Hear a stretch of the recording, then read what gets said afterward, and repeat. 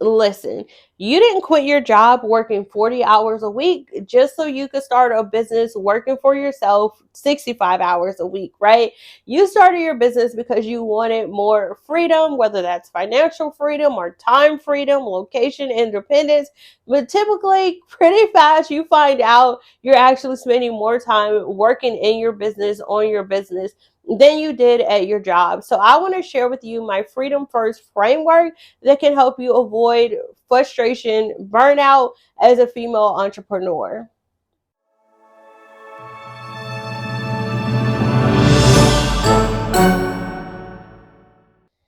What's up, you guys? Welcome back to my channel. I'm Ebony Evaughn, your go-to business operations strategist, here to help you grow your business through people and processes. And in today's video, we are talking all about entrepreneurship with ease and how you can actually grow your business, scale with ease, and without doing the most. So for those of you who may be new here and don't know, I am not about the hustle culture. I am not team no sleep. I am not on the grind 24/7 and work harder, train. Your girl loves her peace. I love the soft life. I love being able to travel and enjoy the fruits of my business, okay? And so, but that's true now, but that hasn't always been the case. When I first started my business, I started out, I remember I was working a job, I was in tech then, and my director would tell us, like, because you're on salary, everybody in here should be working at least 48 hours per week. And I was like, wait, what? Like, when I was just a regular employee, I only had to work 40 hours, it's still salary. But once I became a supervisor and a manager, he wanted us to work at least 48 hours per week. Literally, I would be the first person in the office, the last person to leave. Sometimes I would literally still be there 7, 8 o'clock at night when the janitors are rolling in trying to clean the office. And I'm like, oh, let me get out your way. Like, oh, you need to get the trash. Hold on. Right. And so when I went into my business, one of the things that I wanted to do was make sure that I had more time freedom. But very early on, I probably spent 12 hours a day, if not more, actually trying to grow and build my business. I used to be one of those people that was like, team no sleep. I would work on my business 5 o'clock in the morning to sometimes 1, 2, 3 o'clock in the morning, just doing whatever I could to get things done. And that was fun for a while, but then I started neglecting my health and well-being. I literally could work 12 hours straight and I haven't even stopped, took any breaks, any bathroom breaks. I haven't eaten anything all day. When I was working a job, like the route I would take home, the gym was like on my way home. So literally I would take my gym clothes to work. I would change for the gym at work, go straight to the gym, then go home. Once I became a full-time entrepreneur, my workout routine was the first thing to go out the window. So now I'm not getting as much exercise as I should. I don't have the right diet because I'm not really eating when I need to eat. And in addition to that, instead of like cooking, I would actually just order food. I would order a lot of Uber Eats so that I could just get food delivered and have things to eat quickly while I'm still like working at my desk. And so probably 4 or 5 years into doing this, I had to start training myself to really be intentional about setting a timer so that I stop and take breaks, even if I just go outside and walk for 20 minutes, making sure that I stop, eat lunch, eat dinner, and then also having structured work hours. So I actually have a work schedule now. I do have a video on my 24-hour work week. I will leave it up in the cards for you guys if you want to check that out, if you're curious. But then I have my work uniform. If you notice in all of my videos, I will have on some type of branded t-shirt or a sweater. I literally still kind of structure my business to where I have a work uniform, I have a work schedule so that I have more structure in my business. And this is something that I help my clients do as well, because if you're constantly hustling and grinding, that is not going to be sustainable. you're going to find yourself just like me, getting burnout, getting overwhelmed, and just frustrated, gaining a lot of weight because you're doing all the things, and because you're so focused on trying to grow your business, you start to neglect other aspects of your life, whether it is making sure that you're taking time to eat, or even spending time with your family and not working on your business while you're sitting at the dinner table, or you're at Thanksgiving and everyone's trying to like fellowship, and you're like, wait, let me get my Black Friday sale done, right? I gotta add this coupon code.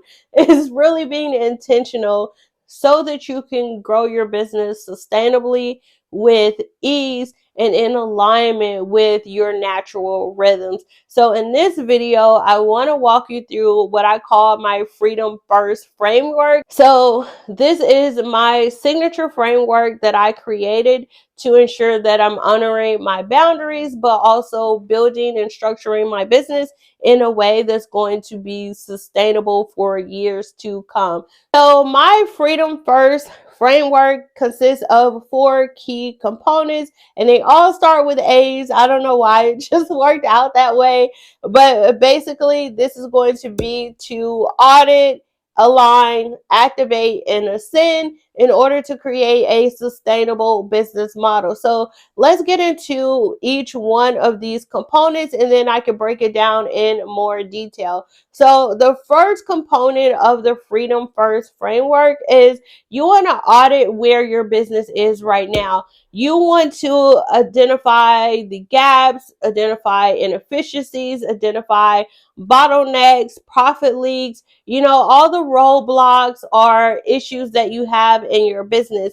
And this isn't to like make you feel bad or anything. Like, I do operational audits, and then whenever I'm like presenting the results, most people are like, oh my gosh, like how bad is it? And I'm like, listen, it's not that bad, right? When you do audits, when you're auditing and assessing where your business is, it isn't to make you feel bad. You have to know where you are in order for things to get better, if that makes sense. If you just sweep things under the rug and you never address it, it isn't going to do anything but kind of grow and fester into even a bigger problem later. So the first thing that you want to do is audit your business. When you audit, and I mean every aspect, look at your products and services. Which products are performing really well? Which ones are not performing that well? Why aren't they performing? Is it because you don't market them? Is it because the messaging isn't clear, right? You really want to look at every aspect.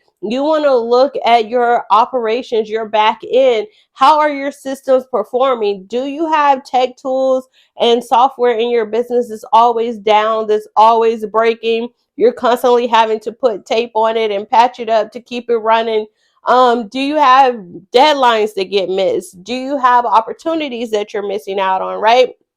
You want to audit every aspect of your business so that you know where you are now, and then you can actually start to align your business so that you can start fixing and streamlining the things that are causing you bottlenecks or roadblocks or profit leaks or whatever. So the first step in the process is to just uncover the gaps, identify your profit leaks, identify your bottlenecks.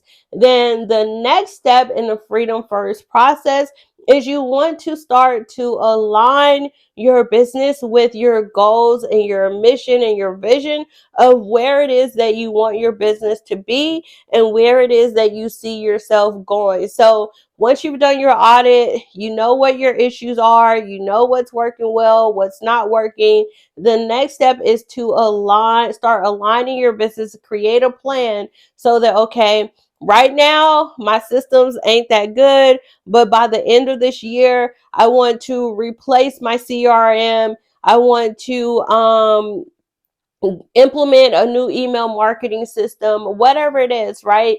You want to map out and outline where you want your business to be, what you want your business to look like, what type of products and services you want to offer, who your target audience is, who is your perfect dream ideal client, what type of people do you want consuming your content, right?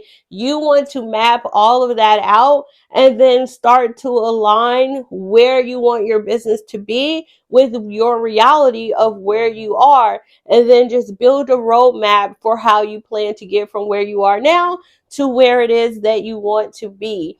Now, and that's going to take us into step 3 of the process, and this is to activate. And this is where you start to implement that picture that you painted, right? That roadmap that you created that identifies where you are right now and where it is that you want to be, where you're going in the future. You want to start to activate and implement strategies, systems, the tech, the workflows, the processes that's going to help you get to where it is that you want to be. So depending on what your bottlenecks are or what you revealed in your audit, you may say, you know what, my products, they're not performing that well. I think I want to just create a whole new product line, right? You may say, I don't feel like my target audience is really the group of people that I want to serve. So what you want to do is outline, who is my target audience? Who is it that I do want to serve, right? What products and services do I want to offer? And then you want to say, okay, let's develop a plan for how we're going to transition from this to that. So let's say that you're creating a new product line and you want to phase out your old products. Then you need to develop a plan for that. Okay, we're going to slowly start to discontinue and sunset these old products, and then we're going to introduce new products. As this product gets discontinued, we're going to launch this new product. We're going to change our messaging so we no longer attract these type of clients. We can attract these type of clients, right?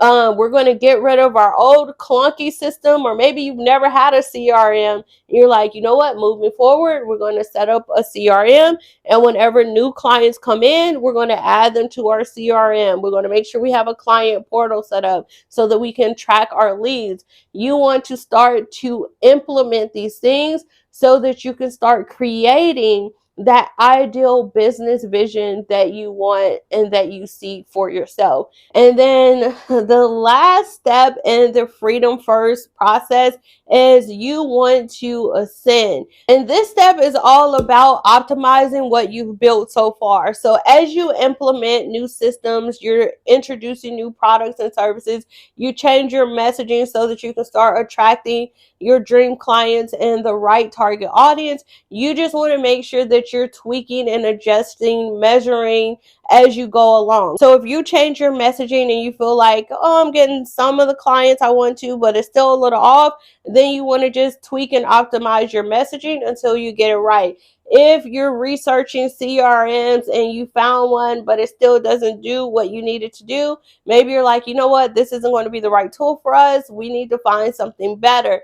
Maybe you found the right system to where now you've set up a new email marketing system. You have a cadence to where you're sending out weekly emails and you're getting consistent leads and consistent sales, but now you want to 10x that. So instead of just sending out weekly emails, now you're going to focus on setting up email sales funnels that can work on autopilot in the background, right? So essentially, in this phase, when it comes to ascending, is exactly what it sounds like. This is you 10xing, doubling down on what's working so that you can 10x your results and optimize your business operations. So there you have it. That is my 4-step Freedom First framework for how you can actually avoid burnout and optimize your business. You want to make sure that you start by auditing your business, uncovering the gaps of where you are now. You want to align and make sure that you create the vision for where it is that you want your business to go. And then from there, you want to activate, you want to implement your processes, systems, so that you can go from where you are right now to the vision of what you want, where you want your business to be. And then last but not least, you want to ascend and just optimize what's working and tweak as necessary. So if you found this helpful, make sure you give this video a thumbs up. If you are currently doing the most, your business is all over the place, then I do want to encourage you to check out my 30-day business optimization challenge called Shift Correct. This challenge will send you daily action items to help you optimize your business, get your systems together, get your messaging together so that you can optimize your business, streamline your processes and workflows so that you can scale with ease. The link to Shift Correct will be in the description of this video. Other than that, I just want to say thank you guys so much for stopping by my internet home. Make sure you like, comment, and subscribe, and turn on notifications so anytime I post another video like this, you will be the first one to know about it. Bye, y'all.